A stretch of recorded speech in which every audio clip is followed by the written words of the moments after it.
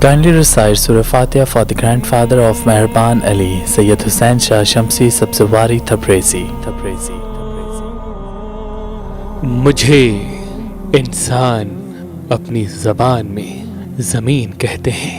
میرے وجود کو اللہ نے پنج تن پاک کے صدقے مٹی سے بنایا اور اسی مٹی سے انسانوں کو خلق کیا گیا، اور اسی زمین پہ وہ انسان اسی مٹی کا کھاتے ہیں، پیتے ہیں اور جیتے ہیں. اللہ نے ان پنج تن پاک میں ایک نور کو ابو تراب کے لقب سے نواز کے میرے سینے پہ اتارا تاکہ وہ صراط مستقیم بتا سکے، انسانوں تک اللہ کا علم پہنچا سکے. لیکن افسوس، ایک دن میں نے دیکھا کہ تراب سے بنے ہوئے انسانوں نے ابو تراب پہ وہ ظلم کیا جس کو میں کبھی بھولوں گی نہیں.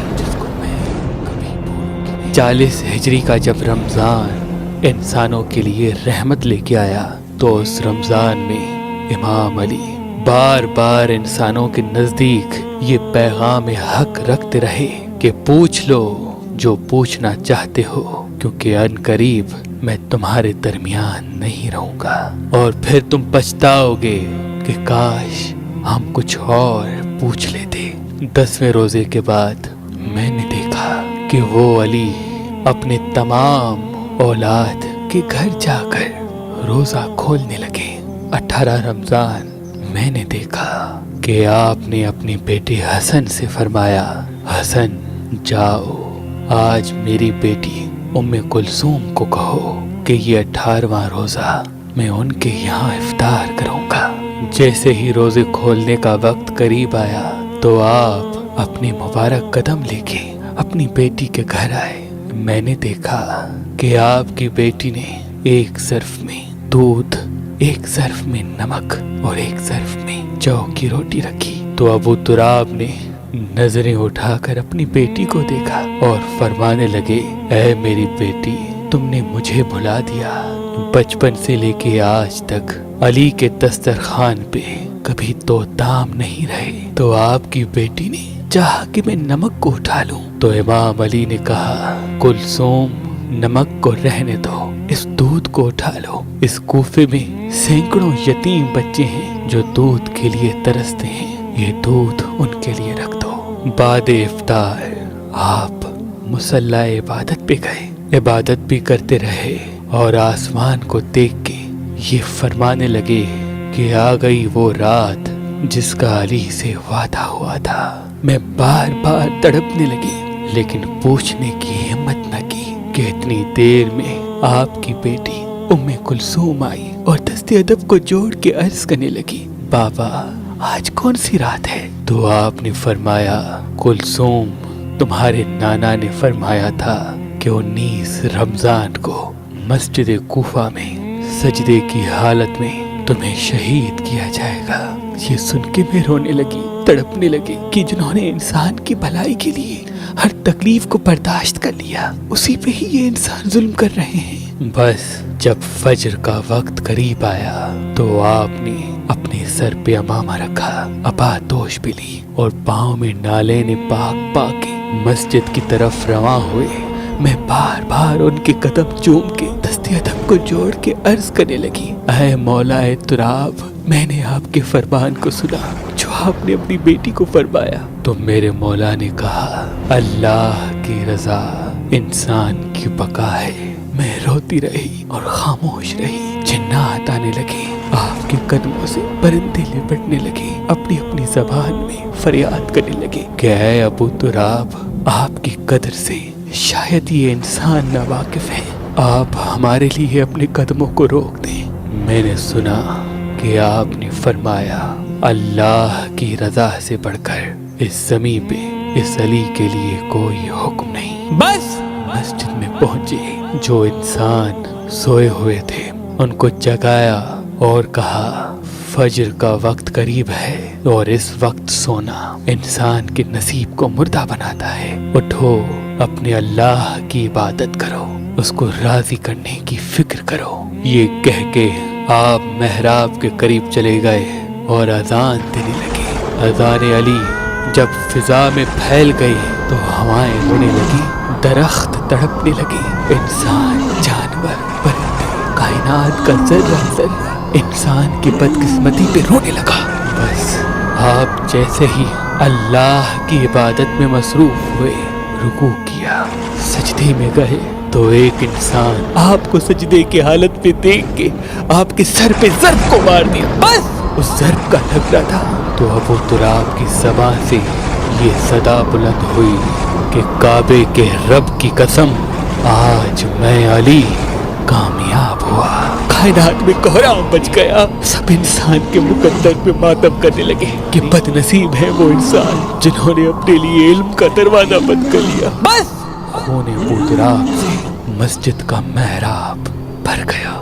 میں نے ابو تراب کے خون کو اپنے سینے پہ سجایا تو جو صالحین مسجد میں وجود رکھتے تھے وہ رونے لگے، اپنا ماتھا پیٹنے لگے کہ یہ کیا غضب ہو گیا۔ تو آپ نے فرمایا، حسن پہلے نماز ختم کراؤ تاکہ فجر کی نماز قضا نہ ہو، اس کے بعد ہم گھر چلیں گے۔ کائنات کا ذرہ ذرہ تڑپنے لگا اور یوں بعد نماز آپ اپنے گھر کی طرف رواں ہوئے۔ آپ کے عقیدت مند جب آپ کے ساتھ آپ کے گھر کے قریب پہنچنے لگے تو میں نے سنا آپ نے کہا، حسن رکو، جو میرے ساتھ آئے ہیں ان کو کہو کہ سب اپنے اپنے گھر واپس چلے جائیں، کیونکہ میرے گھر میں مجھ سے پہلے میری ضربت کی خبر پہنچ چکی ہے۔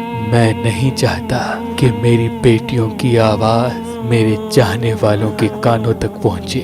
سب چلے گئے اور آپ گھر آ پہنچے۔ بس گھر میں آپ کا آنا تھا، قیامت کا منظر برپا ہو گیا۔ سب بیویاں رونے لگی اور آپ سب کو دلاسا دینے لگے کہ اللہ کی رضا انسان کی بقا ہے۔ آپ بستر بیماری پہ آئے، طبیب نے دیکھا اور کہا کہ ضرب میں جو زہر تھا وہ امام کے پورے جسم میں پھیل گیا، جتنا ہو سکے امام کو دودھ پلاؤ۔ بس یہ بات کوفے میں عام ہونی تھی۔ سینکڑوں یتیم بچے اپنے چھوٹے چھوٹے ہاتھوں میں دودھ لے کے آپ کے دروازے پہ آ پہنچے اور کہا کہ ہمارے حصے کا دودھ ہمارے مولا کو پلاؤ، ہم ایک بار یتیم ہو چکے ہیں، دوسری بار نہیں ہونا چاہتے۔ مولا کائنات سب سے کہنے لگے، اللہ کی رضا انسان کی بقا ہے، اور بستر بیماری پہ بھی اللہ کی عبادت کو قائم رکھے ہوئے ہیں۔ جیسے ہی 19 کا دن گزرا اور 20 کی رات آ گئی، آپ نے سب سے فرمایا کہ اب میرے حجرے میں کوئی انسان نہیں آئے، کیونکہ آج کی رات جنات اور فرشتے میری زیارت کو آئیں گے۔ پوری رات میں نے دیکھا کہ جنات اور فرشتے آپ کے قدم چومتے رہے اور آپ اللہ کی عبادت میں مصروف رہے۔ جب 20ویں رمضان کا دن طلوع ہوا تو آپ نے فرمایا، حسن جاؤ، جو مجھ سے ملنا چاہتے ہیں ان سب انسانوں کو لے کے آؤ۔ تو سینکڑوں انسان آپ کی خدمت میں حاضر ہوئے۔ اس وقت جسم زہر سے زرد ہو چکا تھا، لیکن میں نے سنا کہ آپ کے لبوں سے یہ صدا بلند ہوئی، یہ پوچھو جو پوچھنا چاہتے ہو۔ میں زمین کے رستوں سے زیادہ آسمانوں کے رستے جانتا ہوں، پوچھو، کیونکہ ان قریب میں تمہارے ساتھ نہیں ہوں گا۔ سوالات و جوابات کے بعد سب آپ سے اجازت لے کے چلے گئے، اور پھر آپ نے فرمایا کہ میرے پورے خاندان کو حسن جمع کرو۔ جب خاندان کے سب لوگ آپ کے بستر کے آس پاس جمع ہو گئے تو آپ نے سب سے یہ کہا کہ میرے بعد تم سب کا وارث حسن ہے، جو یہ کہے اسے ماننا۔ اور اپنے بیٹے حسن سے کہا، حسن اپنے نانا کی صلح حدیبیہ کو یاد رکھنا، جہاں تک ہو سکے انسان میں امن اور سلامتی قائم رکھنا۔ اور فرمایا، میری شہادت کے بعد میرے جنازے میں کسی کو بھی شریک نہ کرنا۔ حسن، حسین، تم دونوں پچھلی طرف سے جنازہ اٹھانا، آگے سے جبرائیل و میکائیل خود اٹھائیں گے۔ پھر میرے جنازے کو اونٹنی پہ رکھ دینا۔ جب اونٹنی کوفے سے باہر جائے گی चलते रहना। जहाँ ऊँटनी रुके वहाँ एक चमकीला पत्थर होगा, उसको हटाना तो मेरी कब्र बनी हुई होगी, उसमें मुझे तदफीन कर देना और मेरी कब्र का किसी इंसान को ना बताना, तब तक जब तक अल्लाह खुद जाहिर न करे।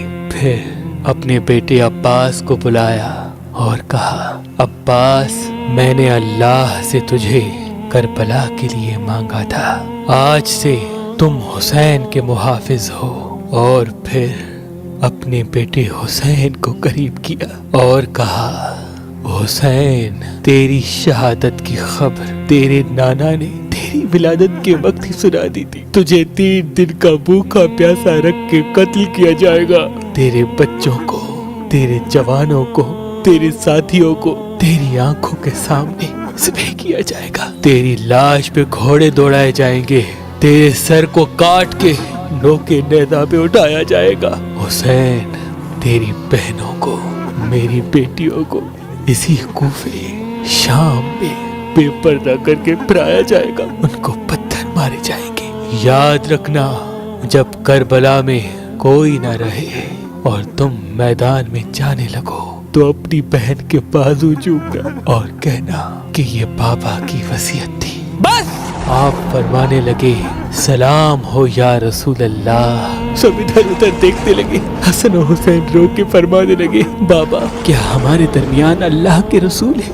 आपने कहा, हाँ, अल्लाह के महबूब और तुम्हारी माँ मुझे लेने आए हैं। बस घर में कोहराम मच गया, रोने की सदाएं आम हो गई और हसन और हुसैन यतीम हो गए। आपके जनाजे को आपकी वसीयत के मुताबिक रात में उठाया गया और किसी को न बुलाया गया।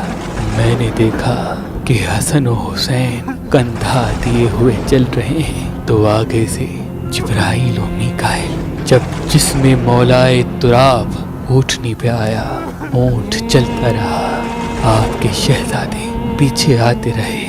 बिलाखिर वो जगह आ पहुंची, उस चमकीले पत्थर को हटाया गया तो आपकी कब्र बनी हुई थी और उस पे ये लिखा हुआ था कि ये कब्र अल्लाह के नबी नूह नजीउल्लाह ने अपने हाथों से खोदी है, क्योंकि इन्हीं के सदके मेरी कश्ती को निजात मिली।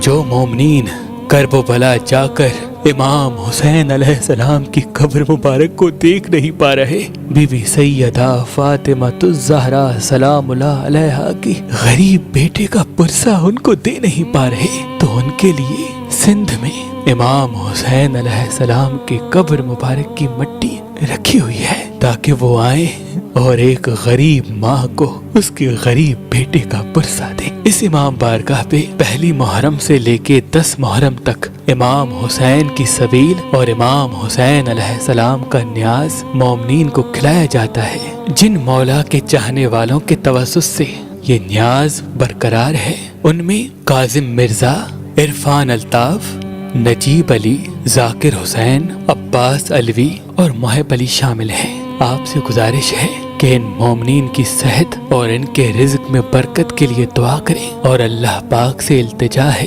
कि अल्लाह इन मोमिनीन की हर दुआ अपने दरबार में कबूल करे। और आपसे एक गुजारिश और है कि इन मरहूमीन के लिए सूरह फातिहा पढ़ें। मिर्जा मुमताज अली बेग, मोहम्मद खान, सरवर बेगम, रजिया बीबी, आफाक हुसैन, रुखसार हुसैन और अहले हौरी के लिए